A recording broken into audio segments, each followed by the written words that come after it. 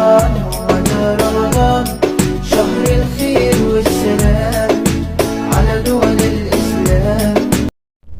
السلام عليكم ورحمة الله تعالى وبركاته. هردفتن چانالي كدوتو بجلت أرقمتن نجيني كوسنا كاكابو حرقا فين قافتا ميدي بسوء فيجرا دران درسا بلتك يا كدجا قافي أكنا ببريدا خنا كسا فلتي وانا قافتي في قلتو من سينجدا كرا قافتي تيادر بنو بسم الله الرحمن الرحيم. Gaafin tokkoffaani siifanii nama akkamiiti? Eessatti dhalatte? Eessatti guddatte? Amma eessa jirti? An kan inni itti dhaladhe Shawaa Bahaatti dhaladhe. Shawaa Bahaa Salaalee jechuudha. Salaalee yoo jedhani namni wallaale jira natti hin fakkaatu. Namni hedduun ni beeka jedhee yaada. Achitti dhaladhe achumatti guddadhe. Amma immoo kan hin jiraadhu Beerut yookiin Libnaan hin jiraadha jechuudha. Gaafii lammaffaa erga shahadaa qabatte hagam geessetta? Erganii karaa islaamummaa kanatti dabalame waggaa tokko gaheen jira. Alhamdulillahi rabbil alamin fedha rabbiiti waggaa tokko gaheen jira. Gaafii sadaffaa maatii kee keessa namni karaa amantii kanaa siif dhufe ni jira? Injiraat garuu mootii karaa fuulduraatiif maatii kiyya qofaa miti ummanni kaafiraan hundiniyyuu akka karaa amantii kanatti dhufane rabbii korra hin abdii qaba. Rabbiin abbaa fedhe qajeelcha abbaa fedhe jallisa. Innaa karaa fuulduraatiif maatii kiyya qofa otoo hin taane namni hundiniyyuu akka karaa islaamummaa kanatti dabalaman abdiin qaba inshaallah fedha rabbiitiin. Gaafii sadaffaa shahadaa qabachuu kee innaa dhagahan maatiin kee maal siin jedhanii? Maatiin kiyya ummaan hin jenne nagaadhuma ta'ii naaf kottu garuma waan feete amanii garuu nagaadhuma kottu naan jedhani. Nagaadhuma naaf ta'ii nagaadhuma naa kottu naan jedhani. Sanarraa kanaaf ummaa tokko nan hin dubbanne amantii isaanii kabajeef hin jiraadha. Amantii kanaa kabajanii jiraatu jechuudha. Gaafii shanaffaa erga islaamofte miidhaa yookiin hacuucaan sirra gahee ni jiraa? Karaa madaaminis haa ta'u karaa maatii keetiinis haa ta'u ergaan karaa islaamummaa kanaa dhufe alhamdulillah wanti na mudate hin jiru. Karaa maatii kootiinis ta'e karaa madaamitiinis wanti na mudate hin jiru alhamdulillah. Garuu mootii arrabni namaa na mudatee jira. Ijoolleen hedduun na arrabsanii jiranii garuu ani arraba isaanii waa tokkotti hin dabalu waan ta'eef namoota nan beekne kan na arrabsu oola malee maatiin kiyyaa fi akkasuma jarri naanni bira hojjedhu natti hin dubbanne alhamdulillah. Gaafii ajaa'ifa namoonni baay'een hedduu si dinqisiifatu akkasumas hedduu si jaallatu. Sababii namoonni hedduun si jaallataniif maaliif jettee yaadda? Tokkoffaa namni ummanni islaamaa jechuudha. Namni tokko yoo karaa islaamummaa kanatti dhufe ilaalchi isaan namaa qaban adduma. Hedduu tokko nama jaallatu nama kabaju akkasumallee baqa hin beeku ani baqa innaa namni kan nama jaallatu namni tokko yoo waan keerii dalage yookiin waan keerii yoo dubbate jedhe namni kamiyyuu si jaallata. Innaa kan namni na jaallatu tokkoffaa rabbiidhumaaf jecha na jaallatu akkasumas karaa amantii islaamaa kanatti waan hin dabalamee fi ammallee hin dabalatee immoo yaani waan ani dubbadhu haa kalas waan gaarii waan ta'eef jedhee yaada. Allahu aalam. Okay. Gaafii torbaffaa kaadhimaa qabdaa? Kaadhimaa qabu ammaaf kaadhimaa qabu garuu immoo karaa fuulduraatiif kaadhimaa jaarsaa kan godhadhu abdiin qaba ammaaf garuu qabu. Gaafii saddeetaffaa mudannoon kee yeroo ijoollummaa yookiin kan biyya Arabaatti si mudate nuuf himi. Mudannoo hedduun qaba kan dubbadheen kan dhiisaare. Ana yeroo sana immoo yeroo sana kaafirummaa keessa waan hin turee fi yaani waan haraama hedduu dalage yaani balaan beeku halas dubbachuudhaan illee hin barbaadu. Kanaafuu jennaan natti hafu kana irra naaf tarii.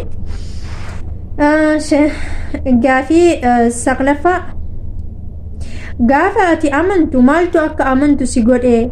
Akkasumas erga amante gammachuun ati qabdu nu jiraahi mee garaagarummaa ammaa fi durii nuuf himi. ergaan karaa amantii islaamaa kana akkan dhufu kan na godhe namni tokko namni na dirqisiisee hin jiru wallaahi. Yeroo duraa beeka yeroo namoonni amantii islaamatiin ala amantiin kamiyyuu dhugaan hin jiru jedhan inna qorachuu dhumattiin kee jechuudha. Amma fakkeenyaan nama wayitii waliin beeka nama islaama jechuudha. Namni rabbitti namanne jahannama gala abidda gala naan jedhe soban jedheenini enna isa walii wal falmine achumaani mee amantiin islaama kun agam dhugaadha mee jedhee dhuman ofii kiyyaa qorachuutti ka'ee achumaan sheekaa adda addaan hin dhaggeeffadha akkasumallee haappi adda addaa buusin hin dhaggeeffadha jechuudha. Enna achumaan baqa waan hundiniyyuu naa galaa dhufe jechuudha. Alhamdulillah rabbiin abbaa fedhe qajeelcha rabbiin abbaa fedhe jallisaa nama rabbiin qajeelche namni kamiyyuun jallisu nama rabbiin jallise immoo namni kamiyyuun qajeelchu gammachuun ani qabu immoo guddaadha wallaahi hagana jedheen immoo ani baqa argaan karaa islaamummaa kana dhufe safuu kamtu haraama kamtu halaalan addaan baafadhee beeka amma yeroon kaafirummaa keessa ture sanatti wallaahi ilma namaati miti sheexanni iyyuu auzu billaahi jedhee ija narraa galfata yeroo sanatti jechuudha. Wanni nani dalagu waan keeri miti rifeensa qullaa surree miti wallahi qumtaadha nan deema ture yeroo sana. Alhamdulillah rabbiif akkasumas yeroo sana waa'ee amantii sanarra illee nomaan beeku jechuudha. Sirbuu malee waan tokko sirba malee waan tokko natti mul'atu waan haraama laaqaa oolaa naman arrabsaa oolaa inna wallahi alhamdulillah yeroo sana baqa namni du'aa godhatee rafa yookiin salaatee rafaa mini yeroo sanatti ani garuu yeroo sanatti sirbaata rafa sirbee utaalee kan man dadhabuu hin deeme rafa jechuudha. Akkasuma waswaasa adda addaati jira waswaasa adda addaan hin qaba yeroo kaafirummaa sana keessa. Alhamdulillah amma ergaan karaa islaamummaa kanaa dhufe wallaahi waan tokkoyyuu argee hin beeku du'aayin tiyya tokkittiin iyyuu lafa buutee hin beektu wallaahi irra caala kanan rabbitti amane maa inni beqa wallahi waa tokko du'aa godhadhe rabbiin du'aa kiyyanirraa utuun qibalatiin hambiseen beeku amma irra waan jajjabaa lama rabbi koo kadhe rabbi korra waan lama argadhe jira. Alhamdulillah galanni kan rabbiiti yoomilleen. Gaafii kurnaffaa maatii keetiif ati nama meeqaffaadha? Maatii kiyyaaf ani sadaffaan dhaladhe namni lama na dursa namni sadi na duuba ani sadaffaan dhaladhe jechuudha. Kuda tokkoffaa suuraa quraana keessa kan dandeettu nuuf qara'in suuraa quraana keessa amma rabbiin naa laaffiseen hin danda'a garuu mee tokko sifaan qara'a. أعوذ بالله من الشيطان الرجيم بسم الله الرحمن الرحيم إذا جاء ناصر الله والفتح ورأيت الناس يدخلون في دين الله أفواجا فسبح بحمد ربك واستغفر إنه كان توابا. Gaafii kudha lammaffaa kara fuulduraatiif kaayyoon ati qabdu amantii kanaaf qabdu maalidha? Fakkeenyaaf barattoota amma qabu kana barnoota amma qabdu kana itti cimtee hojjettamoo ni dhiista? La waan hin dhiisimuti kaayyoon kiyya kara fuulduraa jechuudha hijaaba rabbiitiin faayamee nama fuuldura bee nama barsiisudha. Wallahi ani hawwiin hijaaba kiyya uffachuu guddaadha garuu maatiin bira jiru kanatu hijaaba nun uffachiisne malee hijaaba uffachuudhaaf hawwiin kiyya guddaadha. Wallahi gara fuula duraatiif immooti hijaaba rabbiitiin faayamee baradhee maatii koo barsiisee daa'imman koo yoon dhalee jedhe daa'ima koo barsiisee nama fayyada. Hawwiin kiyya inni guddaan isa kanaadha jechuudha. Wanni nani yeroo hundammoo du'aa godhadhu yaa rabbii kiyya nama diinii islaamaa kanarra duuna taasis nama diinii islaamaa kana baratee barsiisu na taasisu waan jedhudha kadhaan kiyya yeroo hundaa'e ammallee rabbiin hunda keenyayyuu nama diinii islaamaa kanarratti duunuu haa taasisu nama diinii islaamaa kana baratee fahamee barsiisu haa taasisu inshaallah. Gaafii kudha sadaffaa umuriin kee meeqa? Namoonni hedduun umurii namaa hin amanan waan isaan beeku. Ani amma waggaa 17 biyyaa bee amma biyya arabaa kana waggaa 4 ga'een jira jechuudha. Meeqaaree 17 fi 4 walirratti fide waggaa 21 waggaa kara 21 ga'een jira alhamdulillah waggaa 21 akkasii. Gaafii itti aanu durbummaa ni qabdaayi? maal balaan gaafi cimtuudha kunis. Namoonni hedduun namni dhiirri hedduun jechuudha shamarri tokko durbummaa ni qaba yoo jette hin amanan.